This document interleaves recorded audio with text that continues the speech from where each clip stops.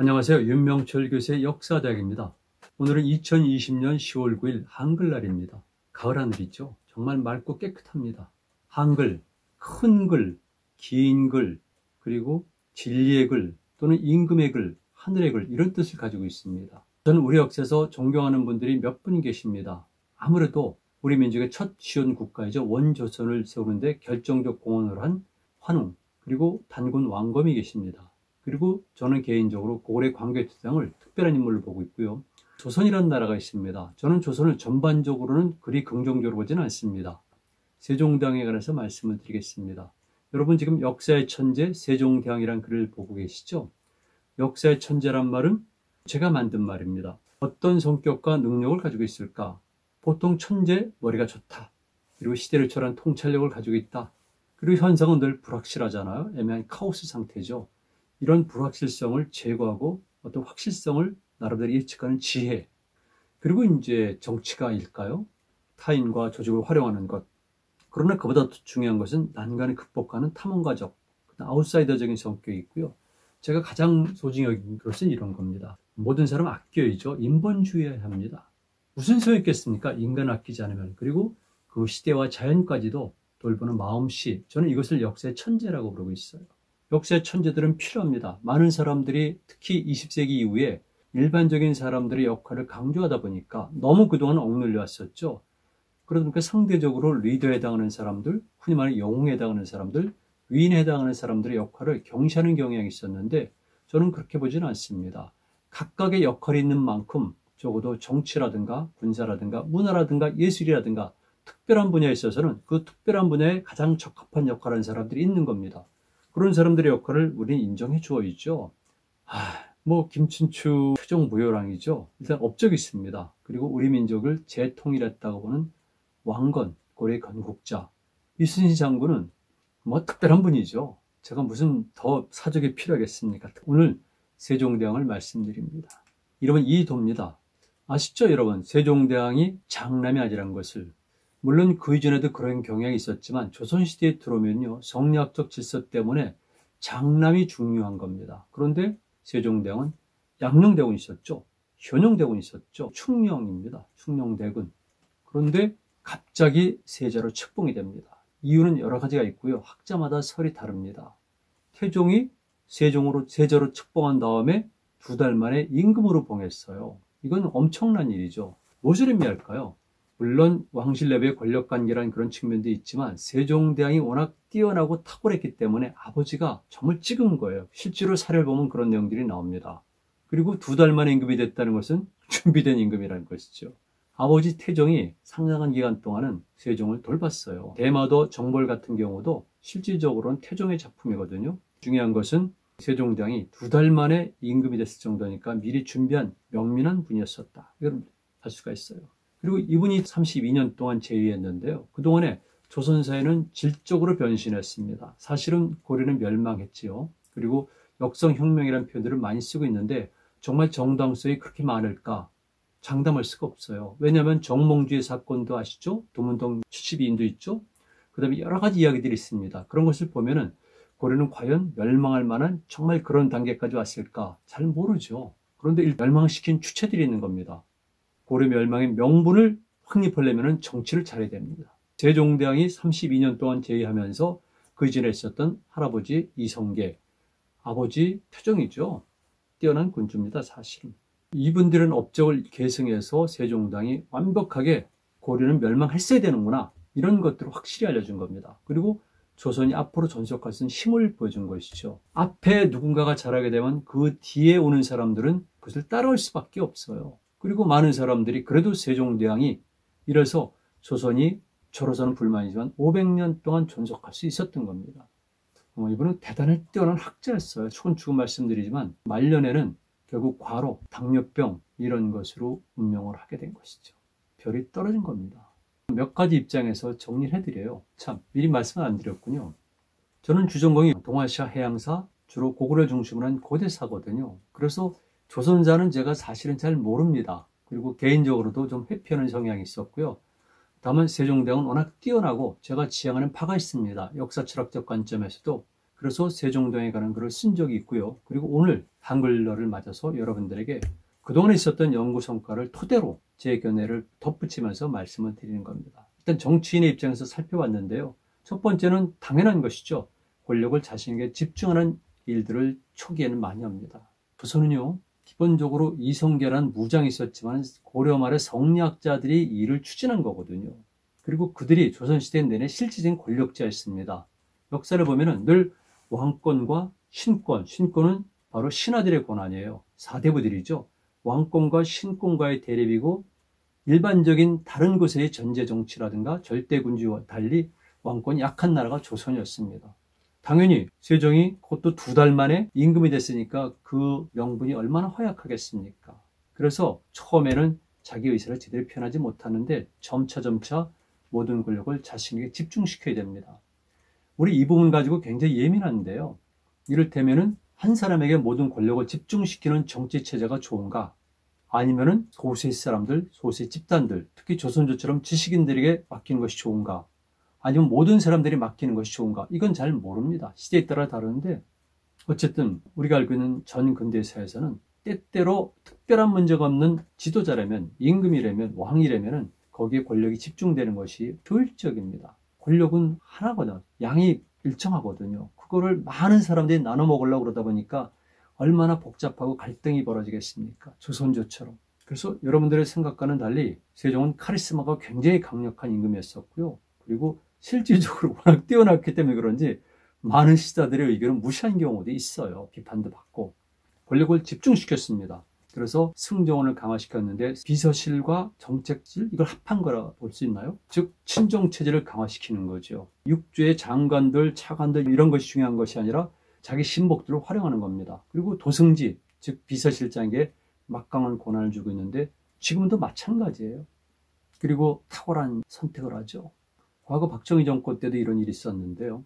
집현전을 설치합니다. 집현전에 관해서는 정말 아직까지도 그 역할에 대해서는 특히 세종과의 관계에서 세종을 도왔는가 안 도왔는가 이 부분에 관해서는 논쟁의 여지가 있습니다만 기본적으로 집현전은 세종이 설치했고 새로운 권력 집단을 만들었다는 겁니다.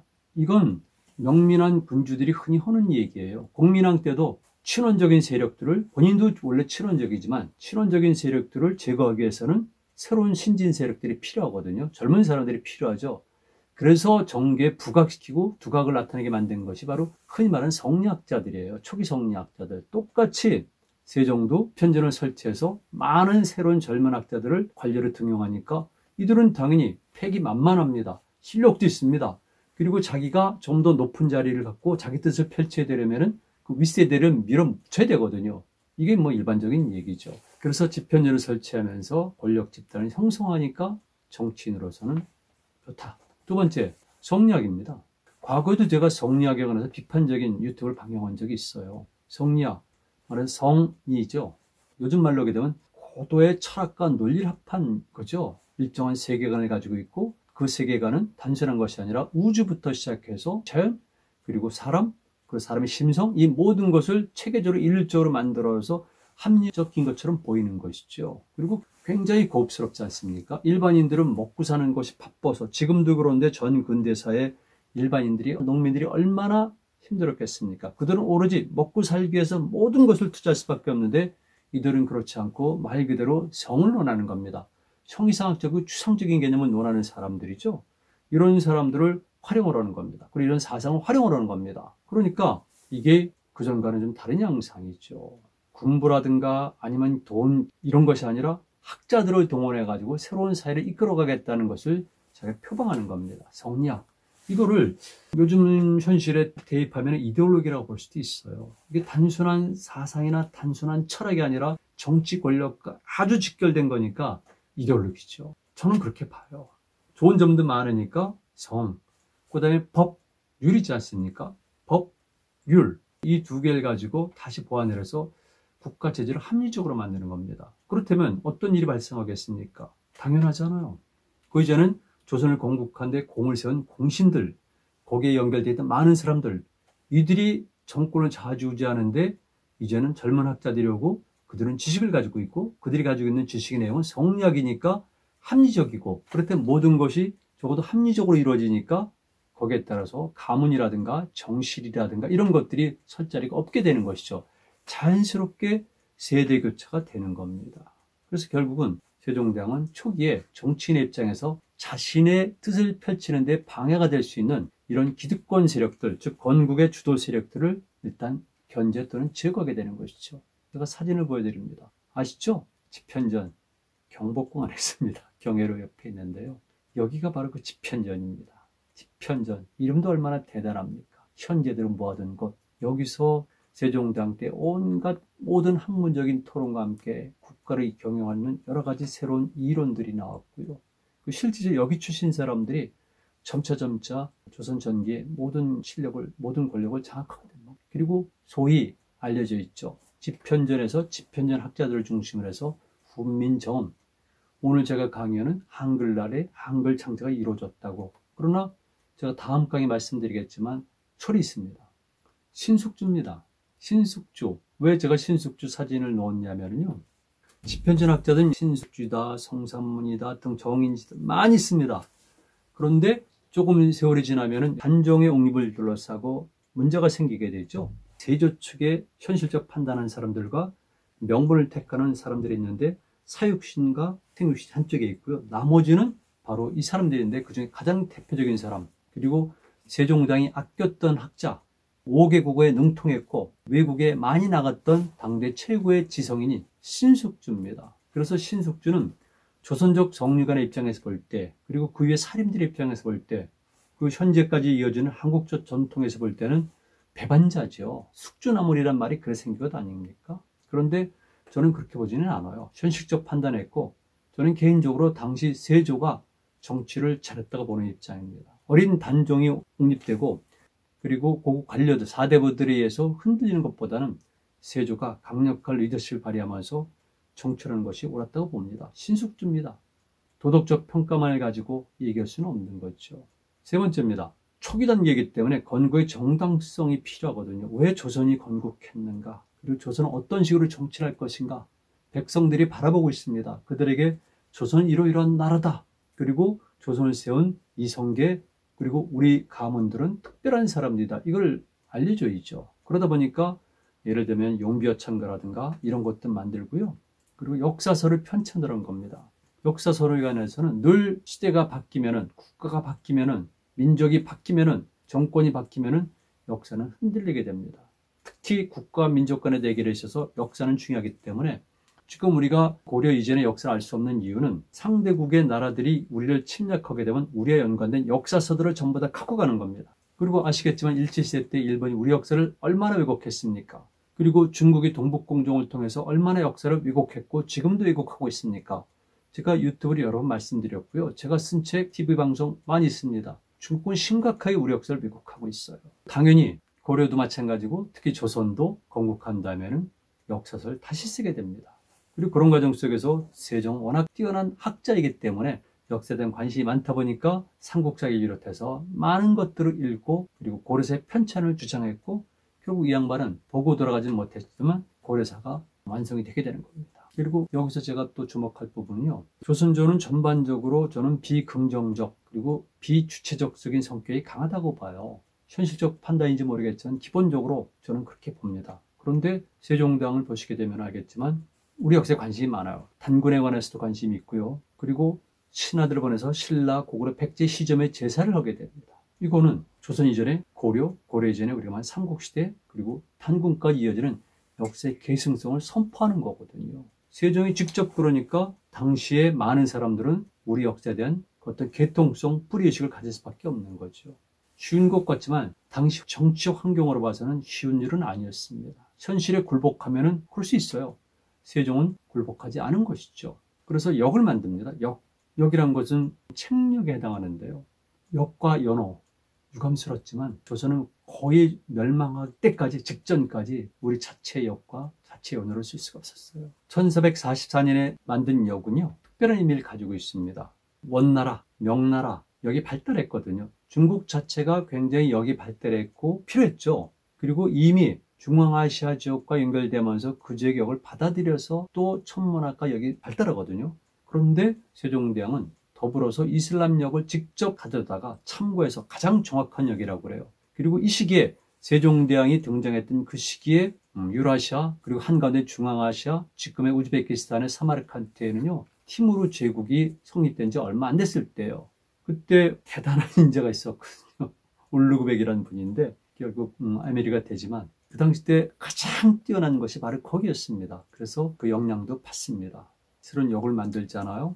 이거는 외교 문제가 발생할 수가 있어요. 그런데 불구하고 한 겁니다. 그 외에도 금속 활자를 만들어서 출판 문화가 발전하게 되고 출판 문화가 발전하게 되니까 조선 건국의 정당성을 표방하는 많은 이론도 백성들에게 교육을 시킬 수가 있고 그들이 제하는 국가 체제에 맞게끔 국민들을 계도할 수도 있고 그리고 나쁘게 말하면 국민들을 한쪽으로 이용할 수도 있고 여러 가지 이유가 있는 것이죠. 세종대왕 때 어떻게 한 시대에 한 사람에 의해서 이런 일이 벌어질 수가 있을까? 이건 정말 대단한 일이라고 생각해요. 추국입니다.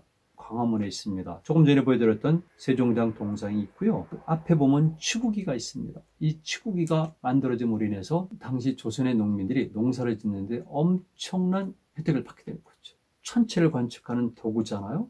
보세요. 어떻습니까? 모양이 똑같죠? 이게 조금 전에 말씀드렸던 사마르칸트의 울루그백 천문대 전시관에서 제가 찍은 거지만 당시 울루그백 천문대에서 사용하던 겁니다. 이런 걸 통해서 천체를 관측하고 그 외에도 많이 있습니다.